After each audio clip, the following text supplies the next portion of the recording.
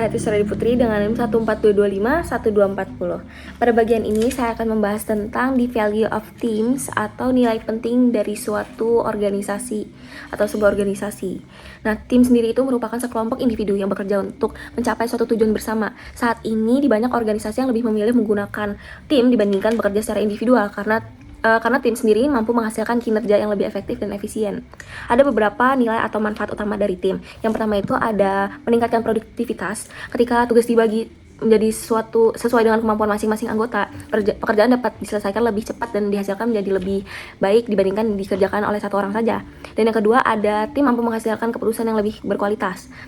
Hal ini karena setiap anggota membawa pengetahuan, pengalaman, dan sudut pandang yang berbeda-beda. Dengan adanya diskusi dan pertukaran ide, keputusan yang diambil biasanya juga lebih matang dan lebih tepat. Lalu ketiga, ada tim mendorong kreativitas dan inovasi. Ketika anggota tim saling berbagi gagasan, mereka mencapai suatu solusi baru yang mungkin tidak terpikirkan sebelumnya. Lalu keempat, ada tim meningkatkan pembelajaran dan pengembangan individu. Melalui kerjasama dan antar anggota, dapat belajar dari pengalaman, keterampilan, dan pengetahuan satu sama lain, sehingga kemampuan mereka terus berkembang pesat. Lalu yang kelima, ada tim yang meningkatkan motivasi dan kepuasan kerja. Ketika seseorang merasa menjadi bagian dari suatu kelompok yang mendukung dan menghargai kontribusinya, mereka cenderung lebih bersemangat, lebih berkomitmen, dan lebih tinggi terhadap minat terhadap pekerjaan tersebut. Namun penting untuk diingat bahwa tidak semua tim ini otomatis berhasil, karena nilai dari sebuah tim itu hanya dapat tercapai jika terdapat komunikasi yang baik, kepercayaan antar anggota, tujuan yang jelas, dan kerjasama yang efektif.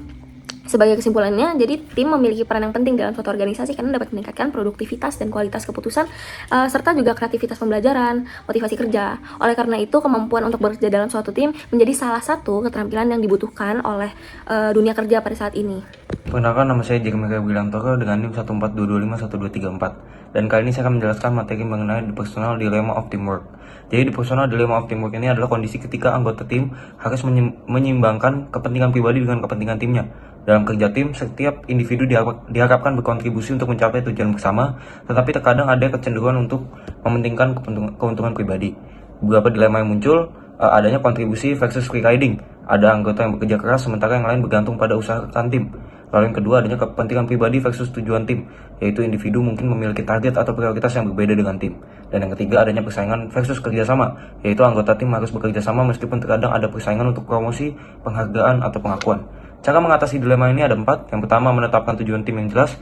Yang kedua, membangun kepercayaan dan komunikasi yang terbuka.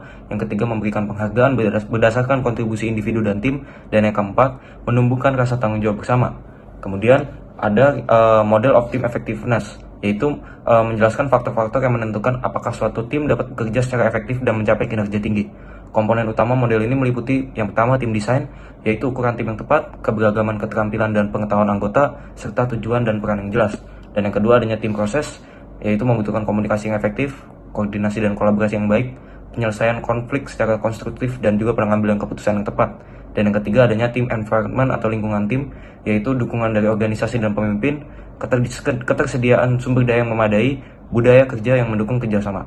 Dan yang keempat, adanya tim outcomes, yaitu membutuhkan pencapaian tujuan dan kinerja tinggi, kepuasan anggota tim, dan juga pembelajaran dan pengembangan kemampuan anggota. Kesimpulannya adalah tim yang efektif terbentuk ketika anggota mampu mengatasi dilema antara kepentingan pribadi dan kepentingan kelompok, didukung oleh desain tim yang baik, proses kerja yang efektif, serta lingkungan organisasi yang mendukung. Hal ini akan menghasilkan kinerja yang lebih tinggi, kepuasan anggota, dan juga keberhasilan organisasi. Perkenalkan, nama saya Arvinia Farmawati Sanis dengan NIM 14225-1200. Kali ini saya akan membahas materi T14, chapter 18, subbab virtual teams. Nah, tim virtual adalah tim yang anggotanya berada di lokasi berbeda dan berkolaborasi menggunakan teknologi seperti email, chat, dan video conference. Nah, tim virtual memberikan berbagai keuntungan seperti memungkinkan perusahaan mengumpulkan talenta terbaik dari berbagai daerah, meningkatkan kreativitas dan inovasi, serta menghemat waktu dan biaya perjalanan. Namun, tim virtual juga menghadapi tantangan seperti sulitnya membangun kepercayaan, perbedaan budaya dan zona waktu, serta risiko miskomunikasi. Selanjutnya, ada peran pemimpin dalam tim virtual. Yang pertama, ada membangun kepercayaan dan hubungan, seperti memilih anggota yang memiliki kemampuan teknis dan komunikasi yang baik, mendorong interaksi sosial secara online. Yang kedua, ada membangun budaya tim yang positif, seperti menciptakan lingkungan yang aman untuk berbagi ide dan pendapat, serta mendorong keterbukaan dan kerjasama. Yang ketiga, ada memantau dan menghargai kinerja, seperti memantau perkembangan proyek secara berkala dan memberikan umpan balik secara rutin.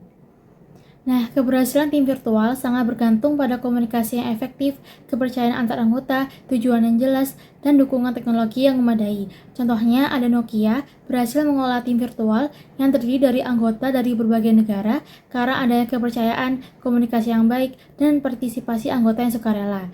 Sehingga bisa ditarik kesimpulan bahwa tim virtual memungkinkan kerjasama lintas lokasi secara efisien, tetapi memerlukan kepercayaan, komunikasi, dan kepemimpinan yang kuat agar berhasil.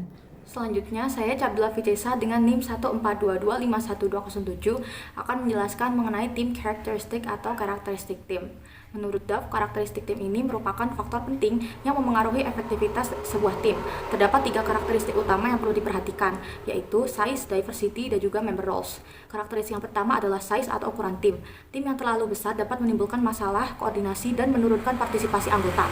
Sebaliknya, tim yang lebih kecil cenderung lebih efektif karena komunikasi menjadi lebih mudah dan setiap anggota merasa memiliki peran penting di dalam tim tersebut.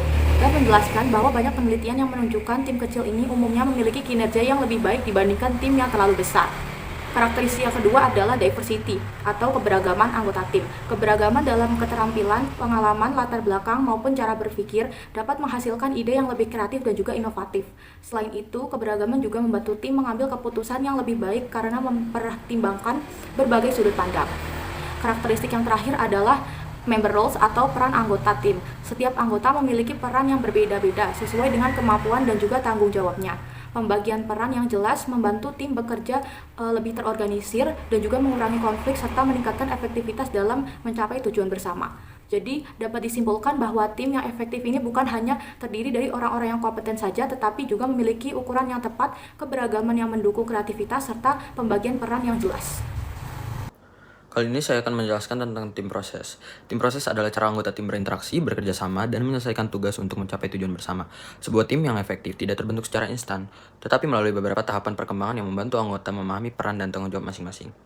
Tahap pertama adalah forming, yaitu saat anggota tim baru bergabung dan mulai mengenal satu sama lain. Pada tahapan ini, anggota masih bersikap berhati-hati dan belum memahami tujuan maupun cara kerja tim secara menyeluruh. Setelah itu, tim memasuki tahap storming, di mana mulai muncul perbedaan pendapat, persaingan ide, atau konflik karena setiap anggota memiliki pandangan yang berbeda. Jika konflik dapat dikelola dengan baik, tim akan masuk ke tahap norming. Pada tahap ini, anggota mulai membangun kepercayaan, menciptakan aturan kerjasama, dan meningkat kerjasamanya. Selanjutnya adalah tahap performing, yaitu ketika tim mampu bekerja secara efektif, fokus pada penyelesaian tugas, dan menghasilkan kinerja yang tinggi. Dalam beberapa kasus terdapat tahap adjourning, yaitu ketika proyek selesai dan tim dibubarkan. Selain tahapan perkembangan tim, faktor penting lainnya adalah tim cohesiveness atau kekompakan tim. Tim yang kompak memiliki rasa kebersamaan, saling percaya, dan komitmen yang kuat terhadap tujuan kelompok. Kelompokan ini dapat meningkatkan motivasi, komunikasi, serta produktivitas anggota tim. Namun, kelompokan yang terlalu tinggi juga dapat menimbulkan resiko, seperti kurangnya kritik dan munculnya pemikiran yang seragam. Untuk menjaga efektivitas tim, diperlukan tim norms atau norma tim. Norma merupakan aturan dan standar perilaku yang disepakati oleh anggota tim, seperti menghargai pendapat orang lain, menyelesaikan tugas tepat waktu, dan menjaga komunikasi yang terbuka. Norma yang jelas membantu mengurangi kesalahpahaman dan menciptakan lingkungan kerja yang lebih teratur. Oke, di sini saya akan membahas tentang bagaimana cara mengatur atau mengatasi konflik dalam tim. Nah, di dalam konflik ini tuh ada 2 tipe. Biasanya dalam tim itu antara konflik dengan tugas ataupun dengan hubungan atau relationship, dimana kalau tugas itu biasanya ketika seseorang mendapatkan proporsi tugas atau bagian yang menjadi tanggung jawab mereka itu lebih dari yang mereka mampu gitu. Jadi hal tersebut bisa membuat pekerja itu merasa terbebani dan dimana itu bisa membutuhkan langkah awal terjadinya konflik. Lalu yang kedua itu adalah hubungan ini berkaitan dengan perasaan, dimana hubungan ini biasanya terjadi antara individu dengan individu dengan kelompok, ataupun kelompok dengan kelompok. Nah, selanjutnya kita masuk ke bagian bagaimana cara menyeimbangkan atau apa manfaat menyeimbangkan konflik dengan kerjasama. Jadi konflik yang rendah atau konflik yang kecil itu biasanya sangat penting dalam perusahaan. Mengapa? Karena dengan adanya konflik itu biasanya orang tuh memunculkan argumen yang tidak mereka setujui. Jadi hal ini bisa bagus bagi perusahaan atau pekerjanya supaya mereka tuh tidak menurut saja atau tidak iya saja. Jadi ketika ada sesuatu yang menurut mereka itu bisa dibantah atau bisa diargumentasi, mereka bakal mengeluarkan argumen tersebut supaya bisa menemukan keputusan atau hasil yang lebih realistis gitu. Oke, selanjutnya kita masuk ke bagian bagaimana cara mengatasi konflik atau tipe-tipe apa saja. Nah, di dalam bukunya itu di halaman 644 itu ada bagan yang dimana isi bagan tersebut ada kuadran asertif, unasertif, kemudian kooperatif dan non kooperatif, di mana ada yang pertama adalah dominasi. Dan dominasi ini biasanya pengambilan keputusan untuk mengatasi konflik itu berdasarkan dari satu pihak saja. Lanjutnya ada avoiding. Avoiding itu biasanya membiarkan atau tidak terlalu peduli. Lanjutnya ada kolaborasi. Kolaborasi ini adalah langkah terbaik di mana kolaborasi ini menyelesaikan konflik itu berdasarkan dari kebutuhan dua belah pihak. Lalu yang selanjutnya keempat itu ada akomodasi. Akomodasi itu berupa seperti rundingan, komunikasi atau kerjasama, kayak apa yang menyebabkan munculnya konflik ini, bagaimana solusinya, seperti itu. Sekarang kita masuk ke dalam materi negosiasi, di mana negosiasi ini merupakan penyelesaian masalah dari fokus pada untuk memenuhi kebutuhan dua belah pihak atau win-win solution. Nah, langkah-langkah apa yang bisa kita terapkan? Yang pertama itu dengan cara kita mencari tahu atau fokus pada masalahnya. Jadi kita harus bisa memisahkan antara orang yang berkonflik dengan konfliknya itu apa. Lalu yang kedua, kita mendengarkan kayak, oh seperti apa sih yang menyebabkan munculnya konflik ini, supaya kita bisa memenuhi kebutuhan dasar mereka dibandingkan dengan tuntutannya. Lalu yang ketiga, membuat hasil negosiasi ini merupakan penyelesaian konflik yang objektif. Jadi bukan peran sebelah kepada pihak lain, seperti itu. Pada kesempatan ini kami akan membahas studi kasus Apollo 13 dan hubungannya dengan The Value of Teams, yaitu materi kita hari ini.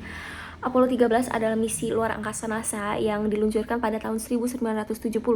Namun, di tengah perjalanan terjadi ledakan tangki oksigen yang mengancam keselamatan 3 astronot di dalam suatu pesawat tersebut. Menghadapi kondisi darurat tersebut, NASA harus bekerja cepat dan menemukan solusi.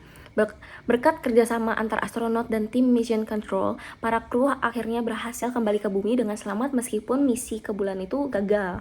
Hubungan dengan The Value of Teams ini adalah manfaat yang diperoleh ketika sekelompok orang bekerja sama untuk mencapai suatu tujuan bersama.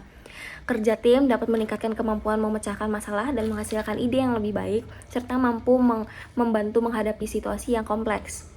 Kasus Apollo 13 ini menunjukkan pentingnya teamwork dan di dalam suatu situasi kritis atau krisis. Setiap anggota tim NASA memiliki keahlian yang berbeda dan bekerja sama untuk mencari solusi atas berbagai masalah yang muncul. Melalui komunikasi, koordinasi, dan tujuan yang sama, mereka berhasil menyelamatkan para astronot. Jadi kesimpulan yang dapat kita ambil dari kasus Apollo 13 ini nantinya adalah bahwa keberhasilan tidak hanya bergantung pada individu yang hebat, tetapi juga tim yang mampu bekerja sama untuk secara efektif mencapai tujuan bersama. Dan kali ini saya akan membahas the personal dilemma of teamwork and model of team effectiveness dalam kasus NASA, yaitu Apollo 13. Yang pertama, adanya pengertian personal dilemma of teamwork. Jadi personal dilemma of teamwork ini adalah situasi ketika seseorang harus memilih antara kepentingan pribadi dan kepentingan tim. Dalam kerjasama tim yang efektif, anggota harus bersedia mengorbankan ego, kepentingan individu, atau pengakuan pribadi demi keberhasilan tujuan bersama. Yang kedua, hubungannya dengan kasus Apollo 13 NASA. Pada tahun 1970, misi Apollo 13 mengalami ledakan tangki oksigen saat perjalanan menuju bulan. Dalam situasi krisis tersebut, para insinyur, ilmuwan, pengendali misi, dan astronot NASA menghadapi personal dilemma of teamwork. Contohnya, para ahli dari berbagai bidang harus mengesampingkan ego profesional mereka dan fokus pada keselamatan kru. Dan yang kedua, tidak ada individu yang berusaha mencari pujian pribadi. Semua bekerja untuk satu tujuan, yaitu membawa astronot pulang dengan selamat. Dan yang ketiga, adanya tim bekerja berjam-jam tanpa memikirkan kenyamanan pribadi mereka demi menemukan solusi. Keberhasilan Apollo 13 menunjukkan bahwa keberhasilan tim terjadi karena kepentingan bersama lebih diutamakan. Lalu, adanya model of team effectiveness.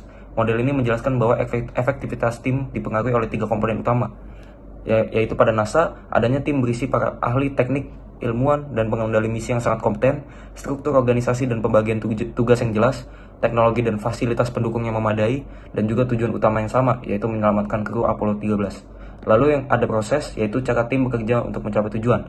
Pada NASA, komunikasi berlangsung secara intensif antara mission control dan astronot. Koordinasi dilakukan secara tepat dan terstruktur. Contohnya, ketika kadar karbon dioksida meningkat di pesawat, tim NASA bersama-sama merancang alat penyaring darurat menggunakan peralatan yang tersedia di pesawat. Lalu C, hasil yang dicapai oleh tim, yaitu output. Pada NASA, astronot Apollo 13 berhasil kembali ke bumi dengan selamat. Tim memperoleh pengalaman dan pembelajaran yang berharga untuk misi berikutnya, dan juga reputasi NASA sebagai organisasi yang mampu menangani krisis meningkat. Lalu adanya analisis efektivitas tim NASA dalam menghadapi krisis. NASA menunjukkan karakteristik tim yang sangat efektif karena memiliki tujuan yang jelas. Yang kedua, keahlian yang beragam. Yang ketiga, komunikasi yang efektif. Dan yang keempat, kepemimpinan yang kuat. Kelima, kepercayaan dan kolaborasi. Dan yang terakhir, adanya kemampuan beradaptasi. Berdasarkan model of team effectiveness, kualitas input yang baik menghasilkan proses kerja yang efektif sehingga menghasilkan output yang sangat berhasil. Dan yang terakhir adanya key takeaway. Jadi kasus Apollo 13 ini menunjukkan bahwa keberhasilan tim tidak hanya ditentukan oleh kemampuan individu, tetapi juga oleh kemampuan anggota untuk bekerja sama dan mengutamakan tujuan bersama. Ketika menghadapi krisis, NASA berhasil mengatasi personal dilemma of teamwork dengan mengesampingkan kepentingan pribadi, memanfaatkan keahlian yang beragam, serta menjaga komunikasi dan koordinasi yang efektif. Melalui kombinasi input yang kuat, proses kerja yang efektif, dan output yang berhasil, NASA mampu mengubah situasi yang hampir menjadi bencana menjadi salah satu kisah keberhasilan kerja tim paling terkenal dalam sejarah. Selanjutnya, saya akan membahas case kami tentang Apollo 13 NASA. Nah, sebelum membahas terkait case kami, virtual team sendiri itu adalah tim yang anggotanya bekerja dari lokasi yang berbeda dan berkomunikasi menggunakan teknologi untuk mencapai tujuan bersama. Nah, hubungan Apollo 13 dengan virtual team sendiri, itu kasus Apollo 13 merupakan contoh virtual team karena astronot berada di luar angkasa, sedangkan tim mission control berada di bumi. Meskipun terpisah jarak yang sangat jauh, mereka tetap bekerja sama melalui sistem komunikasi untuk menganalisis masalah, membuat keputusan, dan menemukan solusi agar para astronot dapat kembali dengan selamat. Selanjutnya ada tantangan dan kelebihan virtual teams pada kasus Apollo 13. Untuk tantangannya, yang pertama ada jarak yang sangat jauh antara astronot dan mission control. Lalu ada komunikasi harus sangat akurat karena kesalahan kecil dapat berakibat fatal. Lalu tekanan waktu yang tinggi dalam situasi darurat dan keterbatasan sumber daya yang tersedia di pesawat. Untuk kelebihannya, yang pertama adalah menggabungkan keahlian dari berbagai bidang seperti insinyur, ilmuwan, teknisi, dan astronot. Lalu ada memungkinkan pemecahan masalah secara kolaboratif dan keputusan dapat dibuat berdasarkan berbagai perspektif dan pengetahuan. Oleh karena itu, kasus Apollo 13 menunjukkan bahwa tim virtual dapat bekerja sangat efektif meskipun terpisah oleh jarak yang jauh. Keberhasilan tim bergantung pada komunikasi yang jelas, kepercayaan antar anggota, koordinasi yang baik, dan kemampuan memanfaatkan keahlian yang beragam untuk mencapai tujuan bersama. Selanjutnya, saya akan menganalisis karakteristik tim pada kasus NASA Apollo 13. Apollo 13 ini merupakan misi luar angkasa NASA yang mengalami ledakan pada tangki oksigen saat berada di luar angkasa. Jika dianalisis menggunakan konsep tim karakteristik yang pertama yang terlihat adalah size. NASA membentuk tim dengan jumlah anggota tim yang cukup dan tidak berlebihan. Setiap kelompok ini memiliki fokus tugas yang spesifik, sehingga koordinasi dapat berjalan lebih cepat dan juga efisien. Karakteristik yang kedua adalah diversity. Tim Apollo 13 terdiri dari berbagai ahli dengan latar belakang yang berbeda-beda seperti insinyur, ilmuwan, teknisi, hingga pengendali misi. Keberagaman keahlian ini memungkinkan NASA menghasilkan berbagai alternatif solusi untuk mengatasi masalah yang muncul selama misi. Karakteristik ketiga adalah member roles, yaitu setiap anggota memahami peran dan juga tanggung jawabnya masing-masing. Dari kasus ini kita bisa melihat bahwa keberhasilan NASA menyelamatkan awak Apollo 13 ini tidak hanya disebabkan oleh kecanggihan teknologi saja, tetapi juga oleh karakteristik tim yang efektif, ukuran tim yang tepat, keberagaman keahlian, dan juga pembagian peran yang jelas menjadi faktor utama yang membantu tim menemukan solusi dan juga mencapai tujuan bersama. Sebagai key takeaway, sebuah tim akan lebih efektif apabila memiliki komposisi anggota yang tepat, memanfaatkan keberagaman sebagai kekuatan, serta memastikan anggota memahami peran dan juga tanggung jawabnya. Prinsip inilah yang menjadi salah satu kunci keberhasilan tim NASA dalam menghadapi krisis Apollo 13. Kali ini saya akan menjelaskan tentang case NASA. Dalam kasus Apollo 13, keberhasilan NASA menyelamatkan para astronot sangat dipengaruhi oleh tim proses, yaitu bagaimana anggota tim berkomunikasi, berkoordinasi, mengambil keputusan, dan memecahkan masalah bersama. Pertama, communication atau komunikasi menjadi kunci utama. Setelah terjadi ledakan tangki oksigen, astronot dan tim mission control terus bertukar informasi secara jelas dan akurat. Informasi yang cepat membantu tim memahami kondisi darurat yang sedang terjadi. Kedua, yaitu coordination. Berbagai tim ahli NASA, mulai dari insinyur, teknisi, hingga pengendali misi, bekerja secara terkoordinasi. Mereka membagi tugas sesuai keahlian masing-masing untuk mencari solusi terbaik dalam waktu yang sangat terbatas. Ketiga, decision making. Dalam situasi krisis, NASA harus mengambil keputusan penting dengan cepat, seperti memastikan sistem yang tidak diperlukan dan menggunakan lunar module sebagai tempat bertahan hidup sementara bagi para astronot. Keempat, problem solving. Tim NASA berhasil menemukan berbagai solusi kreatif, termasuk merancang alat penyaring karbon dioksida dari peralatan yang tersedia di pesawat agar kru tetap dapat bernafas dengan aman. Kasus Apollo 13 menunjukkan bahwa komunikasi yang efektif, koordinasi yang baik, pengambilan keputusan yang tepat, dan kemampuan memecahkan masalah secara kolaboratif dapat membantu tim menghadapi krisis dan mencapai tujuan bersama. Oke, selanjutnya potensi konflik apa yang bisa muncul pada studi kasus NASA atau Apollo 13 ini. Nah, potensi yang bisa muncul itu yang pertama itu adalah perbedaan antara kepentingan atau pendapat solusi yang bisa dilakukan atau solusi efektif. Selain itu juga perbedaan dari bagaimana cara mengelola sumber daya yang terbatas pada waktu kritis atau pada waktu darurat untuk menyelamatkan para astronot yang terjebak di sana. Kemudian langkah apa yang NASA lakukan untuk menyelesaikan konflik ini, di mana NASA itu berfokus pada tujuan bersama, yaitu tujuannya untuk menyelesaikan atau membuat para astronot atau 3 astronot itu bisa pulang atau kembali ke bumi dengan selamat. Dari materi dan studi kasus yang kita bahas tadi, bahwa teamwork atau kerjasama dan juga penyelesaian konflik itu sangat penting diterapkan pada perusahaan, karena selain untuk mempermudah kita menyelesaikan masalah-masalah yang mengganggu untuk menggapai tujuan, itu juga dapat bermanfaat untuk hubungan jangka panjang dan juga bisa membuat efektivitas dari kita untuk mencapai tujuan itu lebih mudah, seperti itu.